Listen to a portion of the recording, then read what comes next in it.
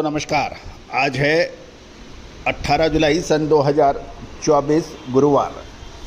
दोस्तों adjust money गुरु grains यानी अनाज पर चाहे गेहूं, मक्का, बाजरा, चावल, जौ, ज्वार, इन पर लगातार अपडेट और विश्लेषण आप तक प्रस्तुत करते हैं। दोस्तों बड़ा हर्ष का विषय है कि हमारे 8000 सक्सेसफुल कमोडिटी एपिसोड्स पूरे हुए हैं। साथ साथ 1,60,000 सब्सक्राइबर, 1,29,00,000 व्यू वाला देश का पहला चैनल।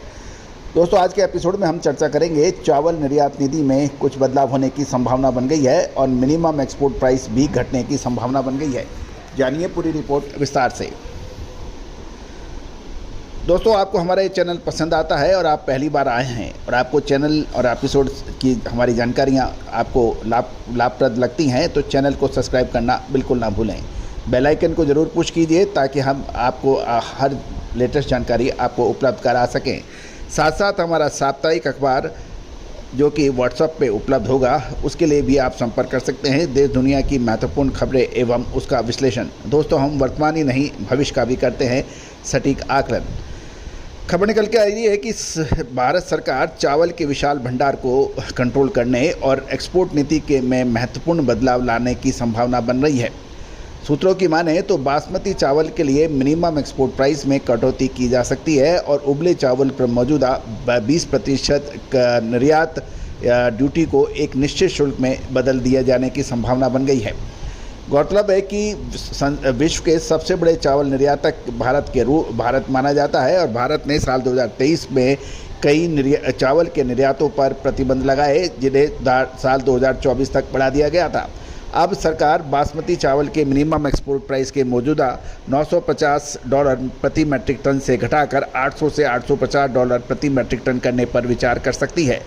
इस कदम से चावल के निर्यात को बढ़ावा मिलेगा और चावल के स्टॉक को भी कंट्रोल करने में मदद मिल सकेगी। दूसरी ओर उबले चावल पर एक जो मौजूदा समय में 20% निर्यात ड्यूटी को एक निश्चित शुल्क में बदलने का प्रस्ताव भी रखा के भी संभावना है, जिससे निर्यातकों को अधिक स्टेबिलिटी मिलेगी और जिससे वो बेहतर योजना बना पाएंगे और बाज़ार में कंपटीशन में स्टैंड रह पाएंगे। भारत में चावल का विशाल भंडार उपलब्ध हो गया है।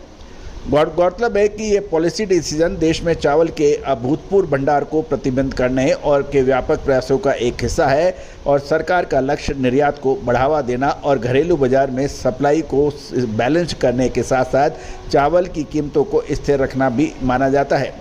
सरकार जल्द ही इन बदलावों की अधिकृत घोषणा किए जाने की उम्मीद लगा रहे हैं लग गई है क्योंकि चावल एक्सपोर्टर्स ने अपना रिप्रेजेंटेशन दिया था।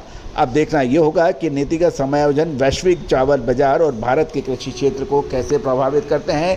गौरतलब है कि भारत द्वारा चावल के निर्यात पर प्रतिबंध और ड्यूटी के वजह से पूरे विश्व में हड़कंप मच गया था और चावलों के दाम पूरे विश्व में बहुत तेज़ गति से बढ़े थे और इसका फ़ायदा पाकिस्तान और वियतनाम, थाईलैंड जैसे देशों ने काफ़ी भरपूर तरीके से उठाया गया था। दोस्तों हर जानकारी का सबसे पहले हमारा उद्देश्य है कि आप तक पहुँचाया जाए।